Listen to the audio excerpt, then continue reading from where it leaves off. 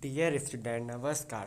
Finally आ चुके हैं हम एक नई वीडियो के साथ। स्टूडेंट आज हम करने वाले हैं चैप्टर 7 की एक्सरसाइज 7.1 का क्वेश्चन 6 का थर्ड पार्ट सॉल्व करेंगे। स्टूडेंट अगर आप भी इस क्वेश्चन को सॉल्व करना चाहते हो तो कृपया वीडियो को बिना स्किप की वीडियो को लास्ट तक ध्यान से देखो, तभी आप इस क्वेश्चन को सॉल्व कर पाओगे। तो चलिए बिना टाइम वेस्ट की वीडियो को स्टार्ट करते हैं।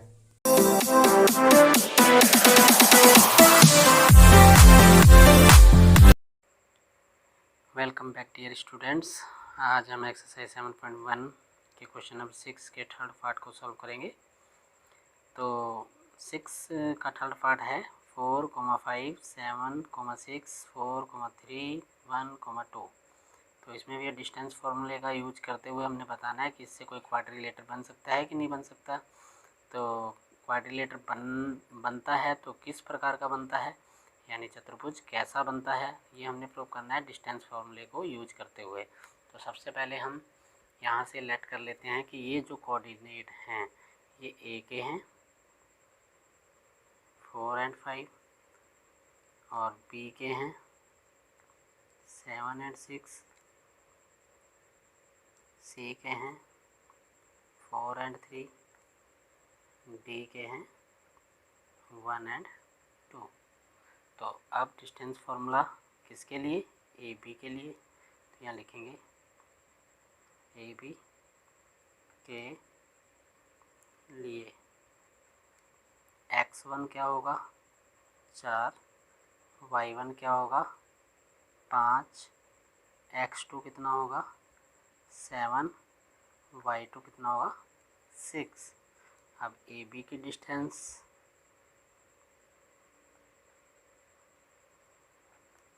कितनी होगी, फॉर्मूला लगेगा हमारे पास x2 माइनस x1 का whole square plus y2 minus y1 का whole square.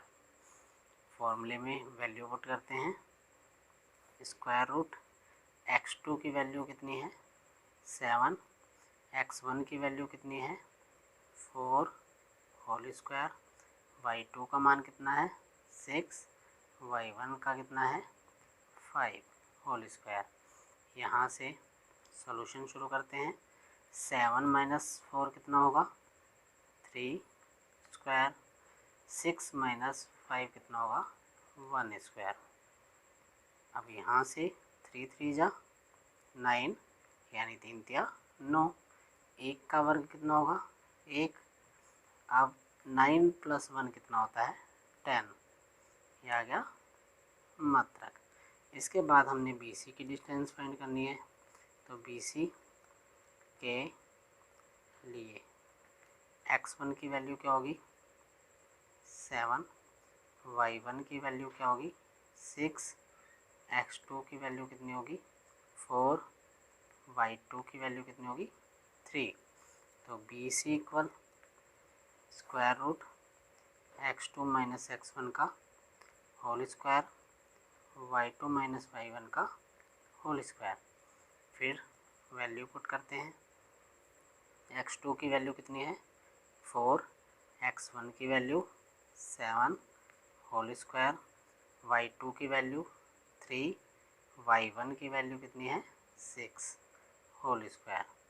Square root 4 minus 7 कितना होगा -3 होल स्क्वायर, 3 माइनस 6 कितना होगा -3 होल स्क्वायर। स्क्वायर रूट, अब यहाँ से 3 3 जा कितना होता है 9, फिर 3 3 जा कितना होता है 9। अब 9 प्लस 9 कितना होगा 18।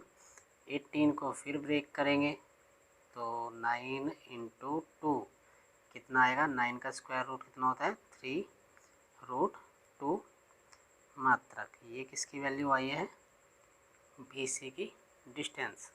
अब हमने किसकी डिस्टेंस फाइंड करनी है CD की।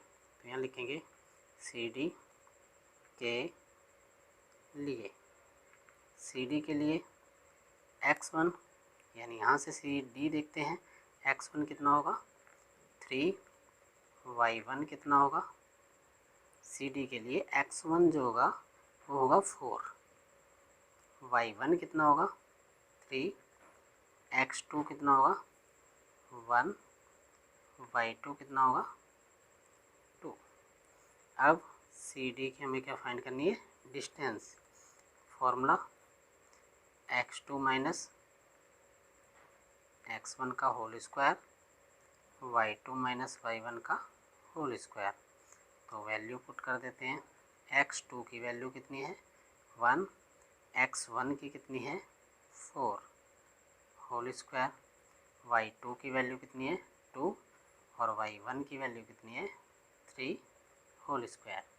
अब यहाँ से 1 माइनस 4 कितना होगा -3 होल स्क्वायर, 2 माइनस 3 कितना होगा -1 होल स्क्वायर। अब 3 3 जा यानी 3 त्या 9 और 1 स्क्वायर कितना होता है 1। यहाँ भी कितना आया √10 मात्रक। ये आ गई हमारी सी डी की डिस्टेंस। अब हम डी ए की डिस्टेंस फाइंड करते हैं। तो लिखेंगे डी ए के लिए x1, डी ए के लिए x1 क्या होगा इक्वल 1, y1 क्या होगा 2, x2 की वैल्यू 4, y2 की वैल्यू कितनी होगी y2 कितना है 5। अब हमें वैल्यू पुट कर देनी है डिस्टेंस फॉर्मूले में। तो D A equal square root x2 minus x1 whole square plus y2 minus y1 whole square equal x2 की वैल्यू 4, x1 की वैल्यू 1 प्लस y2 की वैल्यू 5, y1 की वैल्यू कितनी है 2 होल स्क्वायर। अब यहाँ से 4 माइनस 1 क्या होगा 3 स्क्वायर, 5 माइनस 2 3 स्क्वायर, 3 3 जा 9 और 3 3 जा 9 और 9 प्लस 9 कितना होता है √18 हो जाएगा। तो डी ए इक्वल √18 को ब्रेक कर सकते हैं 9 इंटू 2 में। स्क्वायर रूट 9 का स्क्वायर रूट कितना होता है 3 और 2 का कितना नहीं होगा तो इसे अंदर ही रहने देंगे रूट के, ठीक है।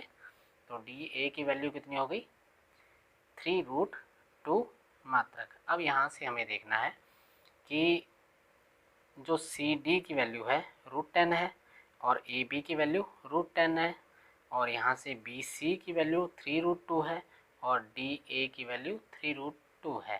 तो कोई दो डिस्टेंस एक दूसरे के इक्वल हैं। तो यहाँ लिख देंगे A B equal C D and B C equal D ए।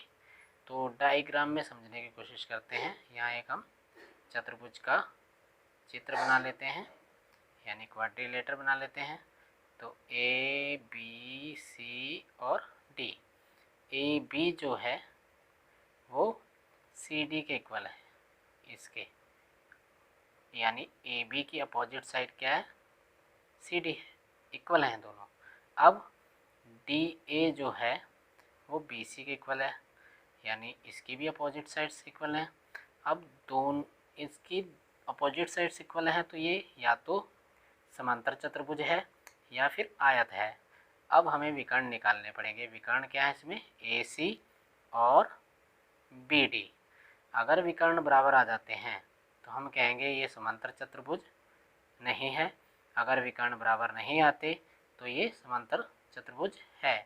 अगर विकर्ण बराबर आ जाते हैं तो हम कहेंगे ये आयत है। अगर नहीं आते तो ये समांतर चतुर्भुज है। तो देखते हैं इन दोनों में से ये क्या निकलता है। तो ए सी के लिए, ए सी के लिए अब ए सी यहाँ से देखेंगे क्या है। ए क्या है 4 और 5 यानी x1 कितना होगा 4, y1 5, x2 सी कितना है 4, y2 3। तो ए सी की डिस्टेंस फाइंड करते हैं। A C equal square root x2 minus x1 का whole square y2 minus y1 का होल स्क्वायर।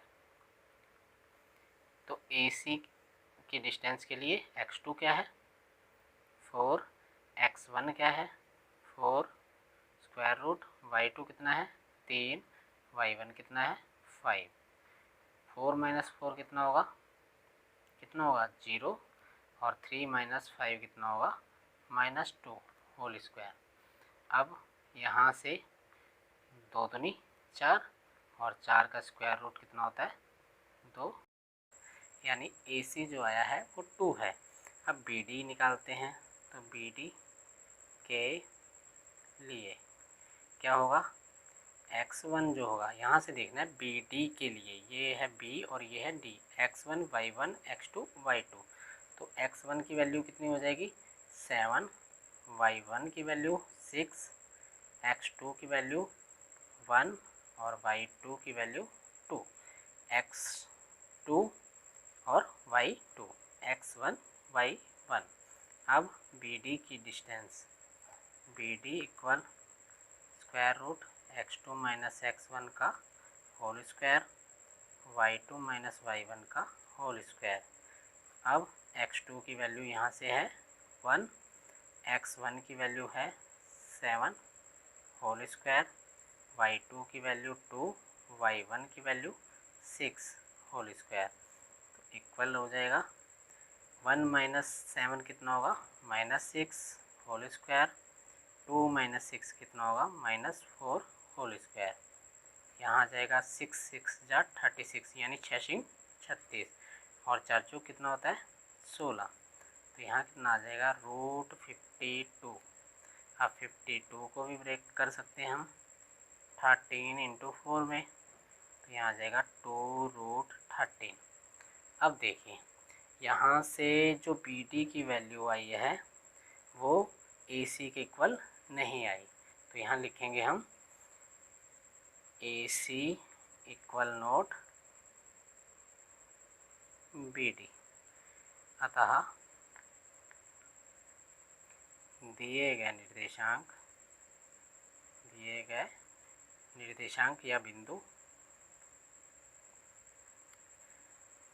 एक समांतर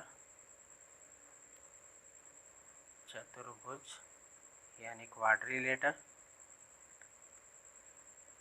के शीर्ष या निर्देशांक हैं, तो ये 6 क्वेश्चन के तीनों पार्ट्स सॉल्व हो चुके हैं और मैंने अलग अलग वीडियो में ये बनाकर आपको समझा दिए हैं। अगर किसी भी स्टूडेंट्स को कोई भी किसी भी तरीके का कोई डाउट हो कमेंट सेक्शन में डाल दीजिए, हम उसे और बेहतर करने की कोशिश करेंगे, बेहतर तरीके से समझाने की कोशिश करेंगे।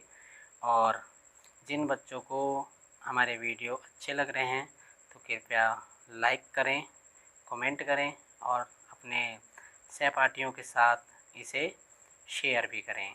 धन्यवाद। सो फाइनली स्टूडेंट हमारा क्वेश्चन कंप्लीट हो चुका है।